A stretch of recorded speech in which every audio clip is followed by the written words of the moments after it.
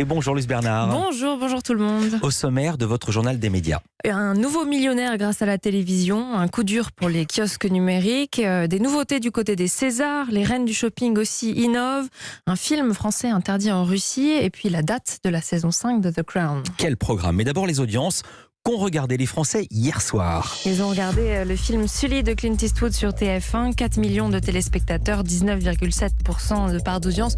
Très bon score, d'autant que c'était la deuxième fois que TF1 diffusait ce film. La première fois, il y avait eu plus de 6 millions de téléspectateurs. Deuxième, France 2 avec le film aussi, vous savez, le dimanche soir, c'est le cinéma. L'école buissonnière de Nicolas Vanier, 2 940 000 téléspectateurs, 14,7% de part d'audience. Et puis troisième, France 3 avec ses enquêtes de Murdoch, la suite de la saison 14. L'épisode inédit a attiré 2 440 000 téléspectateurs, 11,1% de part d'audience. M6 Capital est quatrième avec pas un score aussi bon que d'habitude, on va dire. En petite forme, voilà. 2 100 000 téléspectateurs, 10,2% de part d'audience. Et samedi soir alors? Les téléfilms policiers sont définitivement les rois des audiences. Les mystères de la gendarmerie permet à France 3 d'être leader, 4 600 000 téléspectateurs, leader devant The Voice. Incroyable. Sur TF1, oui, qui doit se contenter de la deuxième place et de 3 700 000 téléspectateurs. C'est en forte baisse, 500 000 de moins que la semaine dernière et presque 1 million de moins par rapport au lancement la semaine précédente. Troisième place pour M6 et sa série Dr House, 1,5 million de téléspectateurs. Quant à The Artist sur France 2, alors là la chute continue, véritable catastrophe pour l'émission de Nagui, 847 000 téléspectateurs, seulement 4,8% du public. Rendez-vous compte, c'est 5 fois moins que France 3, que son téléfilm. La chaîne est 5e derrière Échappée belle. En théorie, il reste encore 3 émissions, toutefois si France 2 laisse le programme à l'antenne. Et on remonte encore un peu dans le temps avec les audiences de vendredi soir. Oui, Candice Renoir parvient à nouveau à battre Danse avec les stars. La série de France 2 attire presque 5 millions de téléspectateurs. Le concours de danse de TF1, lui, 3 800 000. Et il perd aussi là un demi-million de téléspectateurs en une semaine. Troisième place, comme tous les vendredis désormais, pour NCIS sur M6, 2 100 000 téléspectateurs. Culture Média. On passe au journal des médias avec un nouveau millionnaire grâce à la télévision. Oui, ça y est, il l'a fait. Les créateurs d'Astérix se sont inspirés pour le personnage de Cléopâtre. Taylor, 1 million d'euros est dépassé aujourd'hui au 12 coups de midi. Je trouve ça fantastique ce qui se passe. Ça faisait très longtemps qu'on attendait cet instant. C'est qu'aujourd'hui, quel plaisir de vous voir aussi heureux. Voilà, c'était samedi midi. 1 million d'euros remporté par Bruno, candidat des 12 coups de midi sur TF1. Record du plus gros gain à la télévision française. Alors, il détenait celui du plus grand nombre de participations à un jeu télé, celui du plus grand nombre de victoires au monde. Et si on veut chipoter, alors on peut dire qu'il lui reste quand même un record à battre. C'est celui de la plus grosse somme d'argent remportée. Car si on regarde dans le détail, il a atteint ce gain d'1 million en additionnant l'argent et les cadeaux. Parce qu'il a gagné 9 voitures, 9 téléviseurs, 9 consoles de jeux. Donc maintenant, il faut qu'il remporte quand même le vrai million en cash, comme ça avait été le cas de la gagnante de Qui veut gagner des millions en 2004. Et c'est possible qu'il la batte parce qu'il continue d'être candidat tous les jours, Bruno, depuis le 20 janvier. 242 participations. Des nouveautés annoncées pour la prochaine cérémonie des Césars. 2 nouvelles catégories, dont 2 nouvelles récompenses en 2022. Le César des meilleurs effets visuels et celui du meilleur film de court-métrage documentaire. Alors pour le second, en fait, c'est un retour. Il avait déjà été décerné entre 1977 et 91. Raymond Depardon l'avait d'ailleurs reçu 2 fois. D'ici novembre, 12 courts-métrages documentaires vont donc être sélectionnés. Et l'Académie a également annoncé modifier ses critères d'adhésion pour devenir membre. L'objectif, c'est d'ouvrir l'Académie à plus de diversité et de jeunesse, et notamment aux femmes, pour espérer atteindre enfin la parité.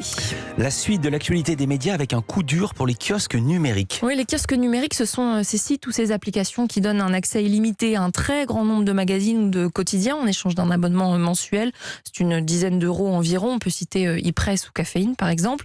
2 journaux ont décidé de ne pas renouveler leur accord. L'Équipe et Le Point. Ils ne seront donc plus disponibles sur ces kiosques numériques en 2022. eux, mais uniquement via un abonnement direct. Et c'est bien l'objectif de ces journaux, augmenter leur nombre d'abonnés, qui est source de revenus, et puis mettre en avant leur propre formule d'abonnement, plus développée, qui ne comprennent pas que le PDF du journal, comme c'est le cas sur e-press ou Caféine, mais aussi du contenu exclusif, comme des documentaires, des vidéos et des podcasts. En tout cas, c'est le cas de l'équipe.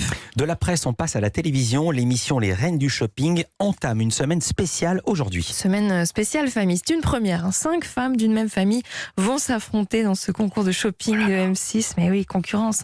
L'objectif, trouver la meilleure tenue en un temps et avec un budget limité. Le tout sous l'œil exigeant de Christina Cordula. Il y avait des âges différents, donc bien évidemment, chacun avec son style, chacun dans sa façon d'être. Voilà, il faut respecter chacun dans son propre personnalité. On voit que c'est de la famille, on ne veut pas vexer, mais en même temps, on veut gagner. Donc, on a vu un peu cette tension qu'il peut avoir en famille, mais en même temps de la bienveillance à la fin. C'était très attendrissant. Cette saison, M6 mise d'ailleurs beaucoup sur ces semaines spéciales comme celle-ci pour tenter de renouveler l'émission, parce que ça fait quand même 8 ans qu'elle existe, avec des thèmes comme spéciale belle-fille, belle-mère, une spéciale Miss France aussi. Et puis pour la première fois, la participation de Christina Cordula elle-même. Alors d'habitude, c'est une juge intraitable. Elle vient de finir le tournage et elle a accepté de nous raconter. Elle a bien compris cette fois-ci la difficulté des candidates qu'elle voit défiler depuis plusieurs années. Là, j'ai senti dans mon propre sang l'adrénaline, le stress. C'est que du positif, en fait. C'est un bon sentiment, c'est une bonne adrénaline, c'est un bel stress. Mais je me suis donnée à fond. Je me suis beaucoup amusée, mais c'était très, très chaud pour moi. Ça, je peux vous dire, c'était... j'ai failli ne pas avoir les tenues. Et c'est très fatigant, donc... C'était drôle, quoi. Redoutable concurrente. Imaginez la tête des candidates quand elles ont découvert qu'elles allaient jouer en fait contre Christina Cordula. Alors, pas de date de diffusion encore, mais en attendant, la semaine spéciale famille des Reines du Shopping, ça commence cet après-midi à 17h30 sur M6. Et puis l'actualité série et cinéma en bref, Netflix a dévoilé la date de la prochaine saison de The Crown. Alors, il faudra être patient, ce sera en novembre 2022, saison 5 qui est actuellement en tournage. Mais oui, et ça fait 1 an déjà qu'on attend. Il y aura une nouvelle actrice encore pour incarner la reine Elisabeth, 3e actrice, Imelda Staunton, qui a joué dans Downton Abbey, ou que les fans d'Harry Potter connaissent dans le rôle de la sadique professeure Dolores Umbridge. Cette nouvelle saison de The Crown, elle se déroulera dans les années 90 jusqu'en 97 avec la mort tragique de Diana. Et puis le film Benedetta interdit en Russie. Oui, ce film avec Virginie Efira où elle incarne une nonne lesbienne, film choc de Paul Verhoeven projeté cette année à Cannes. Il ne sortira pas en Russie début octobre comme prévu. Le ministère de la Culture de Russie a retiré le visa d'exploitation. Aucune raison officielle n'a été donnée. Mais d'après Courrier International, l'Église orthodoxe aurait fait pression en raison de scènes jugées pornographiques et offensant les croyants. Merci beaucoup Louise Bernard. Toutes ces infos à retrouver dans notre newsletter média. Inscription gratuite sur europe1.fr. À demain Louise pour un nouveau journal des médias. À demain.